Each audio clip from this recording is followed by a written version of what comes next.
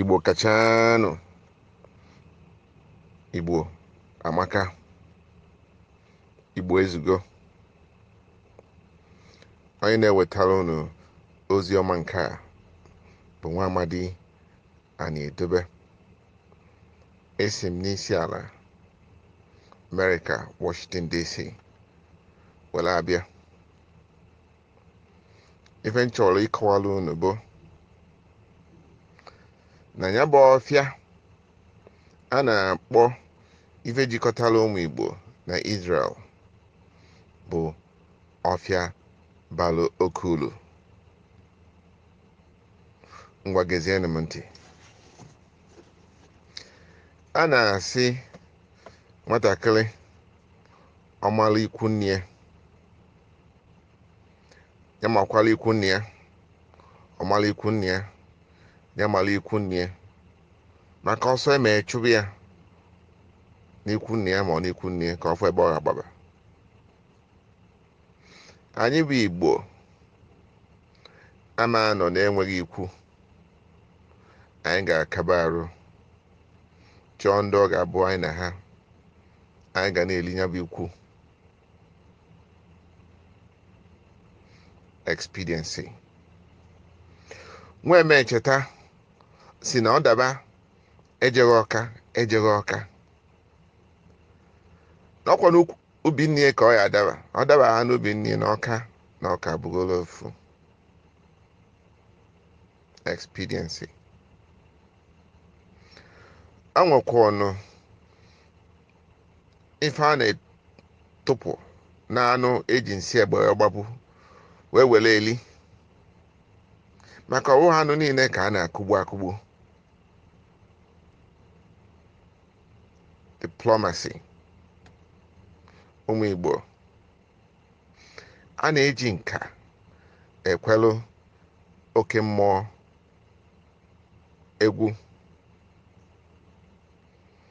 Consensus.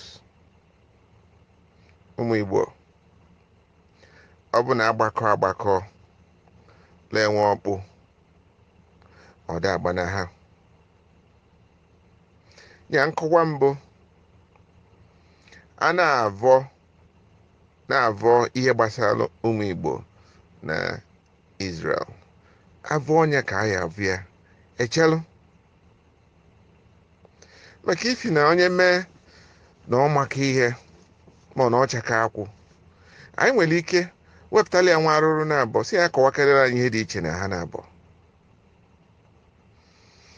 Anyị nwa na-eto ogiri makwa n'okporoko ijiji anya mpịa, mana ọ bụ ihe niile ka a na-akọwacha. Ya bụ avọ ka anyị avọ si nwee ndidi. Anyị na-achọ iri ukwu, anyị nọ n'ọfịa ga-abala anyị oke uru. Ya bụ ụmụ Igbo, unu ewezikana mma na-asụ onwe unu n'afọ. Si gwaba ndị Israel na anyị na ha ri. Ma ụmụ Israel si na n'Igbo wee pụta, ma nwere ndị Israel batara n'Igbo. Ihe anyị madebe bụ na anyị na ha ri, na anyị ga-eli ikwu anyị na ha risie enyi ike, maka ifi na unu n'anya Igbo dịkwa ka okpo onu nwakwa ebe anyị gbaje. Ndị anyị na ha na-efe Jizọs Kraịst na-abụ mgbe o luru agbakwuru ndị ụka alakụba wee nye anyị ịkpakwụ. Ya na ofe Jizọs Kraịst a na-efe ọ na-enyekwara anyị aka ka o si wee kwesị. Ọ bụrụ Judaism, ndị Igbo baba, ma sirapụ ka anyị na Israel lie ekwu si avọzini ya, avọ onye ka ya bịa si chelu. Ọ bụ ozi ọma Nnachi wetara unu. Ngwa gabanụ n'iru. Ọ ga-adịrị Igbo mma. Ọ na-edobe.